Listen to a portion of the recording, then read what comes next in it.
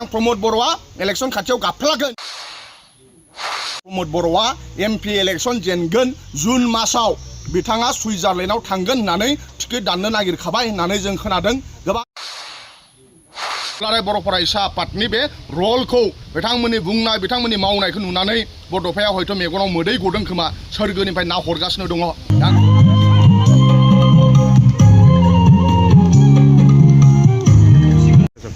जोंनाव मानाव गेदेर हाग्रामा महिलारि सार दैदेननाय जे BPF दोलोआव जोंनाव एजेन्डा दङ आरो जों BPFनि साफ्रोमबो मावथि सोद्रोमा बिथांमोनहा क'क्राझार लकसभा समस्तियाव गोलैनाय आरो दरं उदालगुरि समस्तियाव गोलैनाय मोनफ्रोमबो गामियाव थांनानै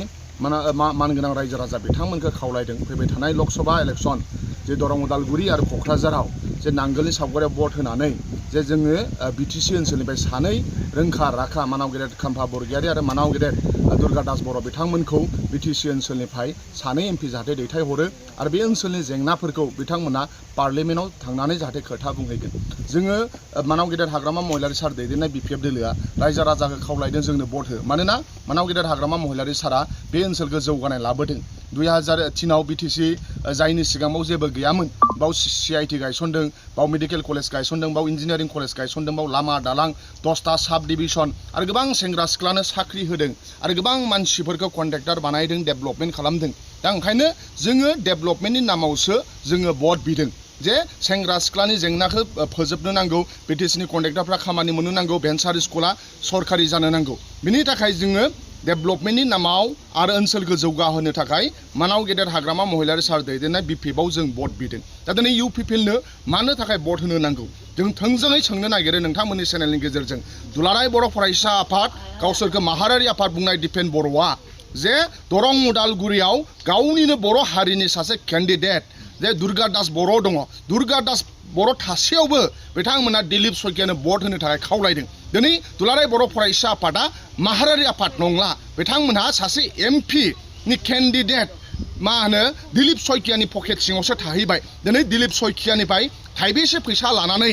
UPPLआ आरो दुलाराय बर' फरायसा आफादा दरं उदालगुरिखौ दिलीप सयकियानो भट होनो थाखाय मानो खावलायखो दिनै दुर्गा दास बर' जोंनि माहारियारि आफादनि मा होनो जोंनि सासे बर' फिसानिनो मोनथिबाय बर' फिसानिनो सासे बिजाथि दुर्गा दास बर' दंमोन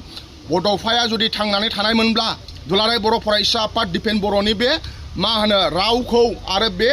बिथांमोननि जे रलखौ नुयोब्ला बड'फाया दुखु नांगौमोन बड'फाया बुंलांदों बुहुमनि बर'फोर गेरेमसा जा आरो गावनि हारिखौ अन होननानै दिनै नाथाय बड'फानि प्रिन्सिपाल आरो आइडिय'लजिनिफ्राय उल्था थांबाय मानगोनां दिपेन बर' दैदेननाय दुलाराय बर' फरायसा आफादा गाबोन समफोर बिथांमोना बर'नि जेंनायाव बिथांमोना गसंला दिनै बर' हारिखौ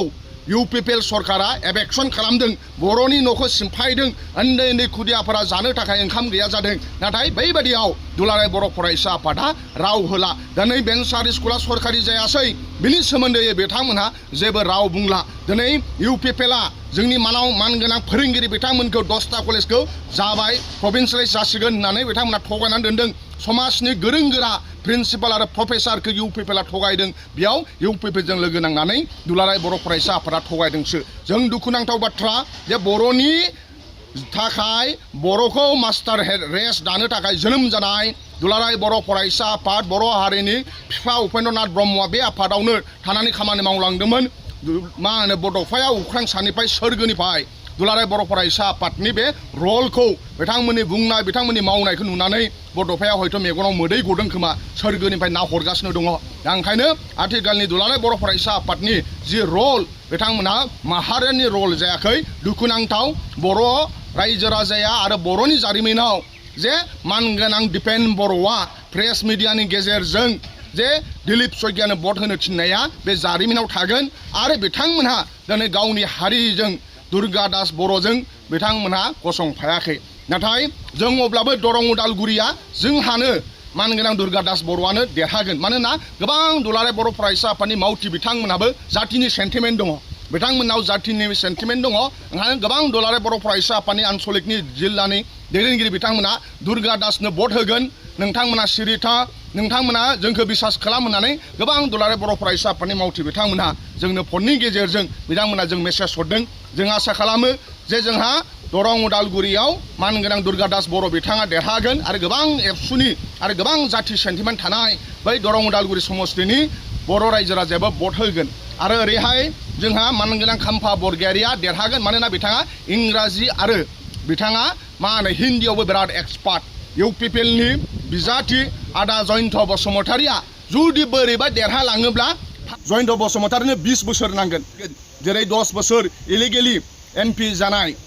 हिरा सरनेया हिन्दी रोङैनि थाखाय इंराजि रोङैनि थाखाय पार्लिमेन्टआव गाव खोथा बुङामालासिनो थाखुमानो गोनां जादों बेबादि जागोन ओंखायनो दिनै क'क्राझार समस्तिनि गासै रायजो राजा बिथांमोनाबो जानजि खाफ्राबाय आरो बेनोसिन मानगोनां हाग्रामा महिलारि सार आरो जोंनि बिपिएफनि दैदेनगिरिफोरा जेरावखि थाङा मानो रायजो राजाया लोब लोब रायजो राजाया जोंखौ मा होनो अनदों आरो दिनैबो जोङो मानगोनां बिक्रम दैमारि आरो जों ज' मिटिं खालामगासिनो दङ दिनै इउपिपिएलनि लिडारफोरनाव जेरै मानसि जायो बिथांमोननि इउपिपिएल सरकारनि इएम थांनाय मिटिं जानाय समाव मानसियानो थाया बिथांमोननि इएम इउपिपिएल सरकारनि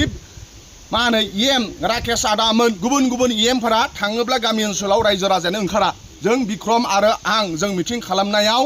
आदा फेरेंगानिफ्रायबो आरो इउपिपिएलनि इएमफोरनिफ्रायबो बांसिन जोंनावसो मानसि जायो बिथांमोनाव मानसियानो जाया दा ओंखायनो जों बुंनाय जे बिथांमोना लाजिनानै इउपिपिएलनि लिडार आदा प्रमद बर'आ एमपि इलेक्सन जेनगोन जुन मासाव बिथाङा सुइजारलेण्डआव थांगोन होननानै टिकेट दाननो नागिरखाबाय होननानै जों खोनादों गोबां इउपिपिएलनि लिडार आरो इएम बिथांमोनहा जे फैबाय थानाय एमपि इलेक्सना जे जेनगोन रायजो राजाया बिथांमोननो एजेन्डा गैयिनि थाखाय भट होआ दा ओंखायनो बिथांमोनहा लाजिनायखौ बिथांमोना थाखुमाहैनो थाखाय सुइजारलेण्डआव थांनो थाखाय मानगोनां प्रमद बर'आ टिकेट दानखाबाय होननानै जों खोनादों ओंखायनो जों साफ्रोमबो रायजो राजा बिथांमोनखौ जों खामानि मावगोन सेंग्रा सिख्लानि जेंना आरो बिटिसिनि फोरोंगिरिफोरनि जेंना बिटिसिआव डेभेलपमेन्ट बिनि थाखाय जोंनो भट होनो नांगौ इउपिपिएलआ खालि जाख्ल'नाय आरो थगायनाय आरो बिथांमोना एक्टिंल' रोंगौ बिथांमोना गाबफ्लानो रोंगौ मानगोनां प्रमद बर'आ इलेक्सन खाथियाव गाबफ्लागोन भट बिफ्लागोन बिथाङा सासे चार्ली चाप्लिन बादि एक्टर बिथाङा रोंगौ ओंखायनो बिनि एक्टिंआव जोंनि बर' रायजो राजाया गोजावला बेखौ जानजि खाफ्राबाय आरो जोंहा फोथायनाय दङ मानगोनां हाग्रामा महिलारि सारनि दैदेननाय बिपिएफ दोलोआ एबार सानै जोंनि बिटिसि ओनसोलनिफ्राय फार्स्ट टाइम जों लकसभायाव एमपि मोननो थांगासिनो दङ